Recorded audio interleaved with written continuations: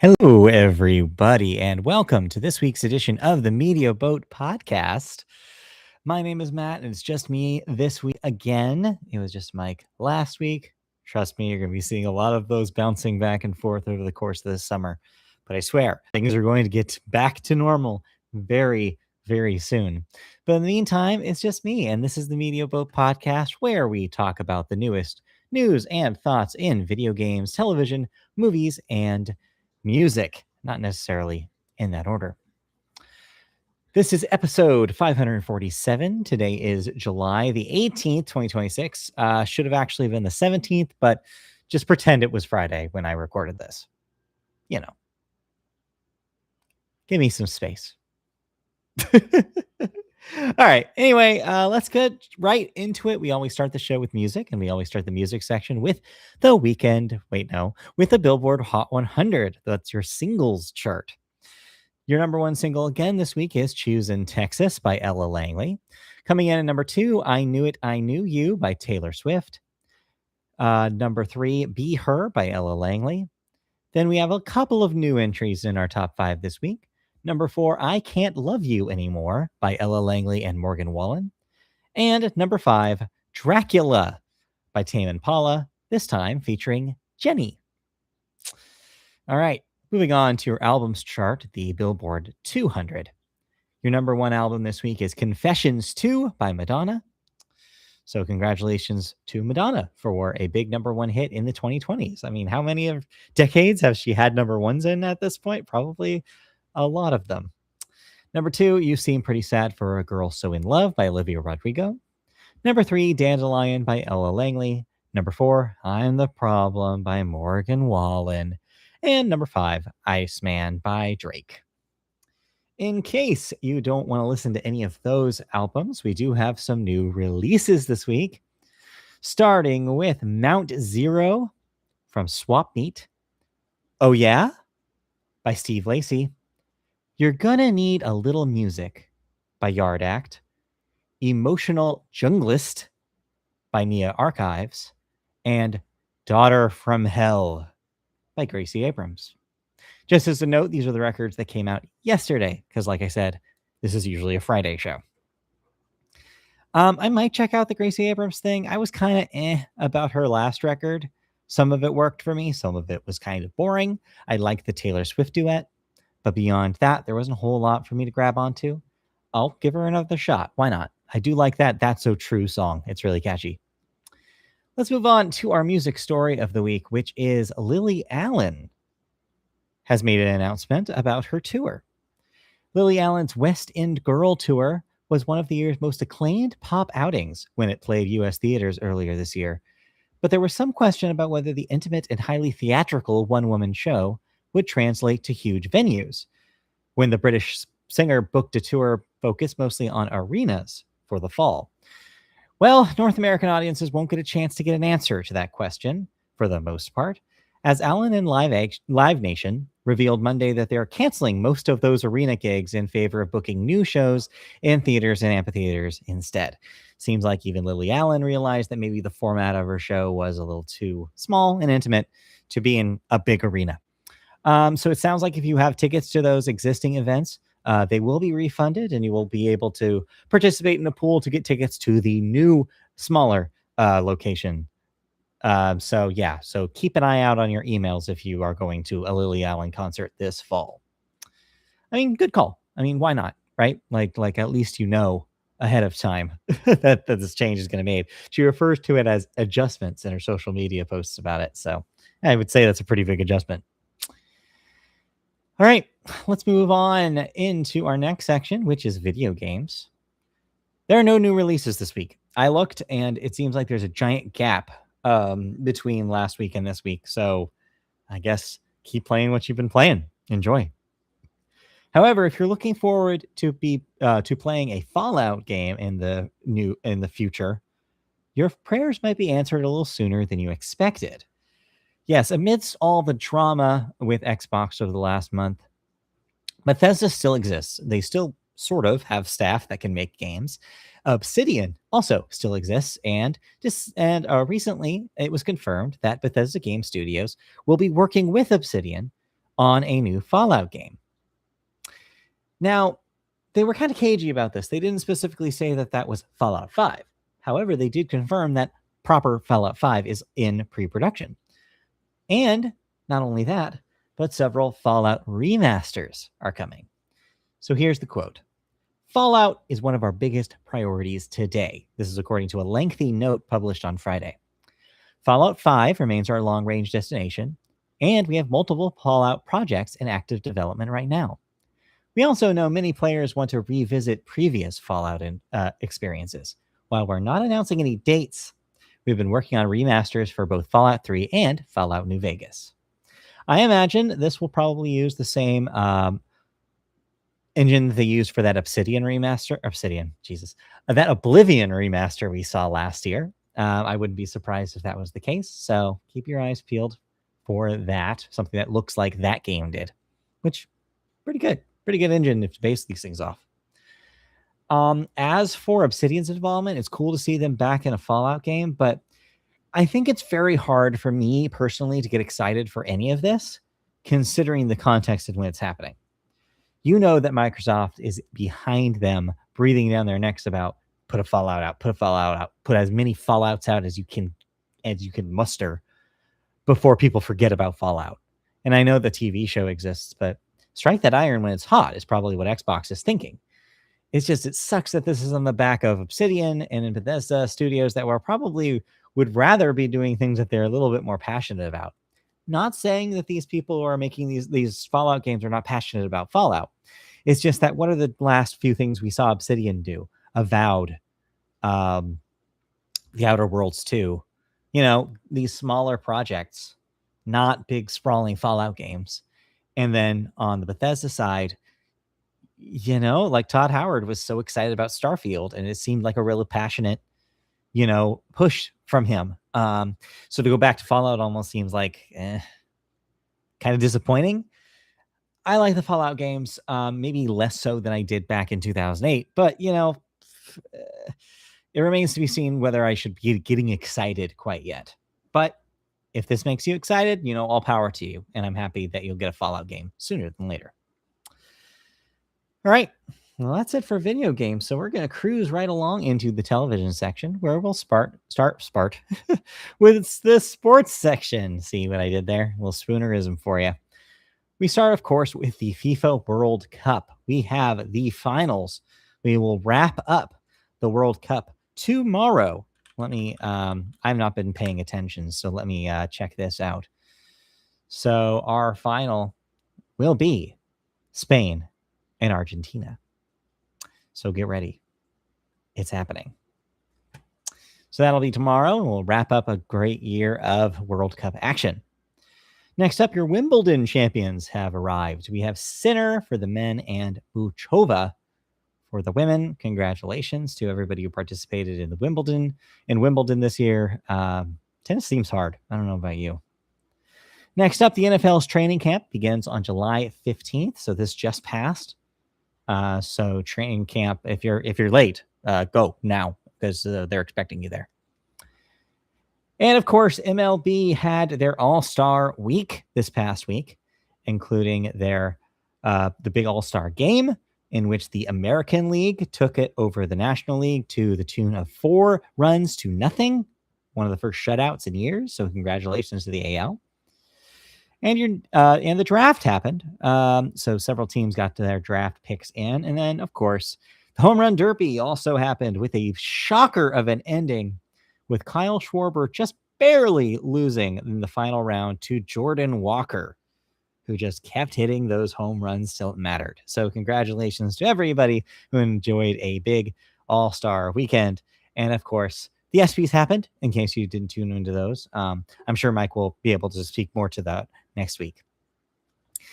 And then in the NBA, the Summer League that is happening in Vegas right now continues. So if you want to see some off-season basketball action, that is available to you right now. As for other sports, the WNBA is ongoing, though they're taking a little break. The AUSL ongoing. They're taking a little break for this week as well. Those games will continue soon. So keep your eyes peeled. All right, let's move out of sports. Sorry. Let's move into out of sports and into some television news. Just a brief one about the Emmys this week.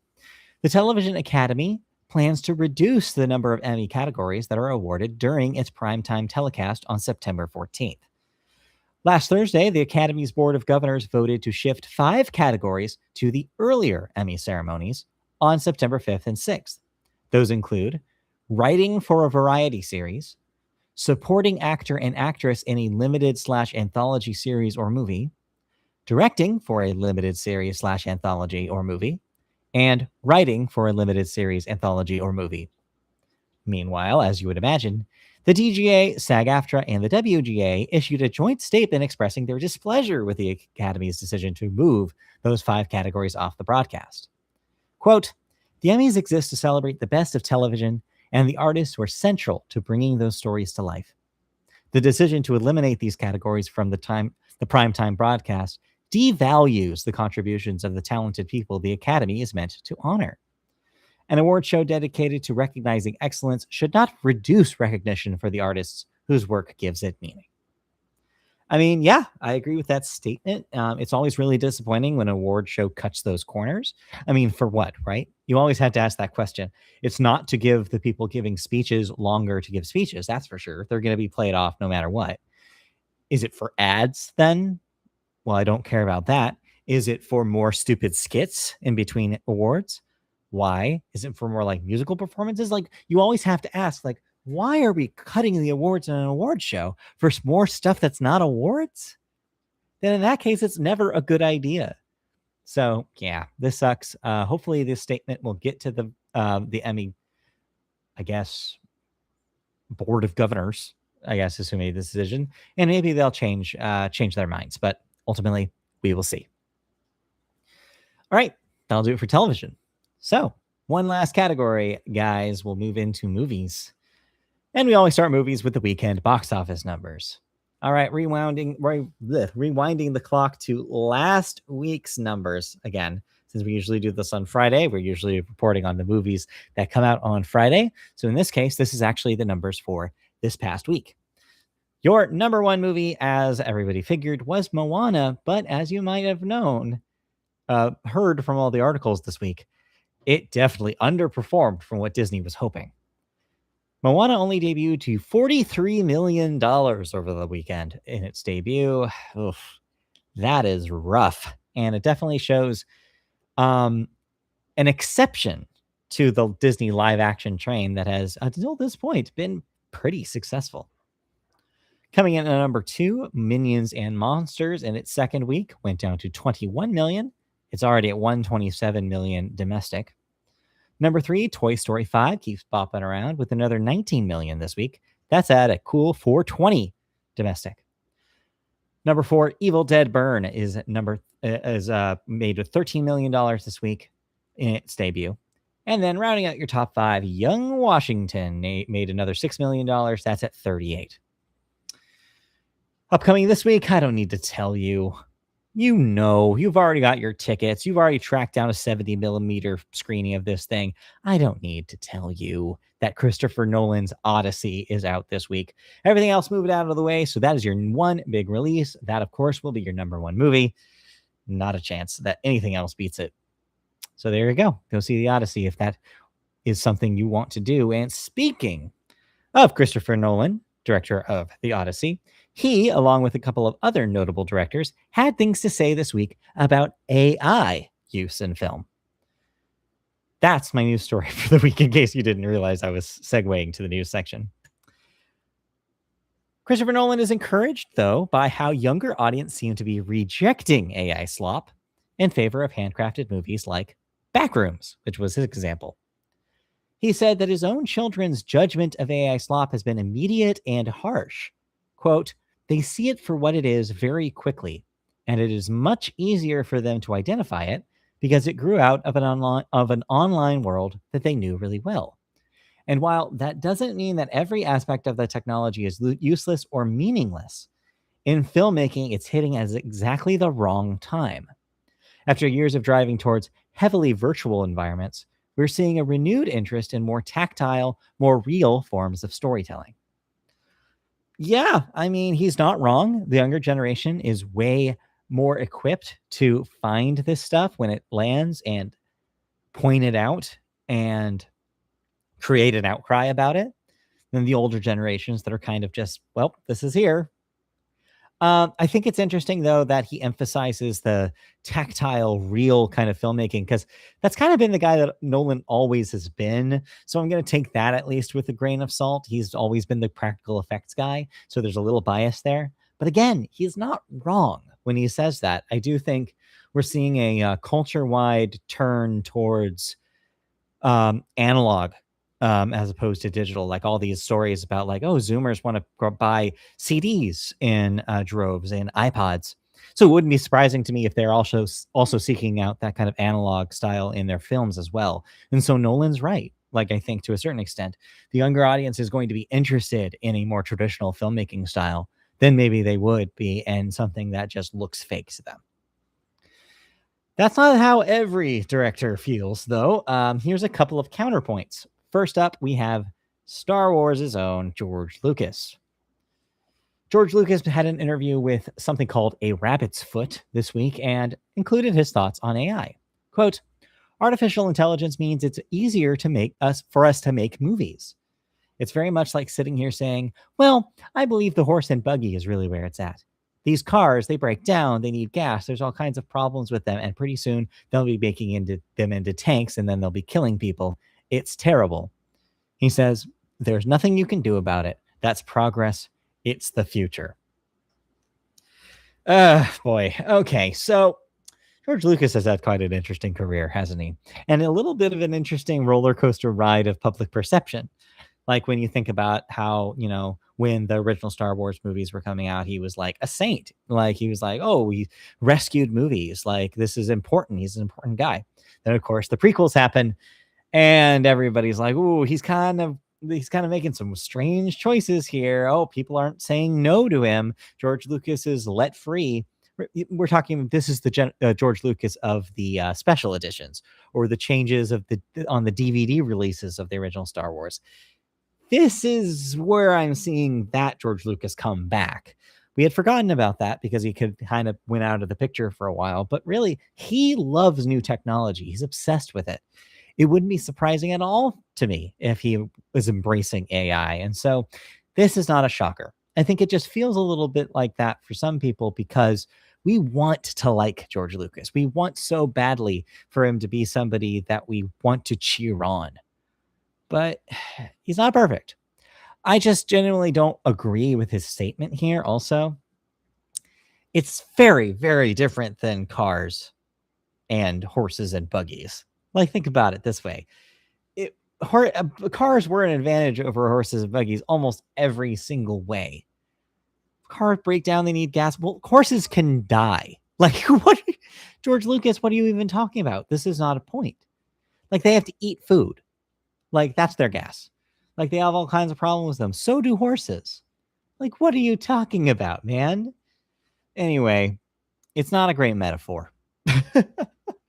A worse example of this point of view is from Andy Serkis, who also delved into AI this week. You may remember that he just put out an Animal Farm movie that, well, wasn't well received. A lot of people believe that it kind of took the bite out of the message of the George Orwell classic. Well, he has doubled down on the AI idea by saying that he's going to use it in his upcoming The Hunt for Golem film, which is, of course, about Gollum from the Lord of the Rings films. He says, if we teach AI well, then it can help us across many industries. But he does note that AI can't, at least not yet, replicate the sort of authored performance put into motion capture. Yeah, I mean, sure, he's right. But man, again, just like Nolan, we're seeing a little bias there. Of course, he's thinking about motion capture. That's this guy's whole deal. Like when you think Andy Serkis, you think of having those little dots all over your face. Like it's just what he does. So of course that's what he's thinking. And so that's not really surprising. But he just seems like not exactly the best example of a guy to talk about this right now. I don't know. Anyway, so yeah, all sorts of thoughts, all sorts of conversation happening with AI. still looming on the horizon of the future of film. I really hope that more people take Nolan's point of view here and just think about what about the actual use case and how can we actually specifically use this in a way that doesn't move away from the practical art of filmmaking. And so, yeah, here's hoping they can figure it out. All right, that's it for the movie news, which means that's it for the movie section. And of course, that means that's it for the Media Boat podcast this week. So thanks everybody for tuning in. We'll be back next week for another episode. Who knows if it'll be both of us? We'll find out. In the meantime, you can find us on the internet. We are on YouTube. Just search YouTube for Media Boat Podcast. Find our videos. You can subscribe and comment, and you can also click the bell for notifications for when new videos go live. You can also find us on podcast services by searching Media Boat Podcast there. And lastly, you can email us if you have questions, comments, feedback about the show at mediaboatpodcast@gmail.com. All right, that'll do it. We'll see you guys next time. In the meantime, have a good one and bye.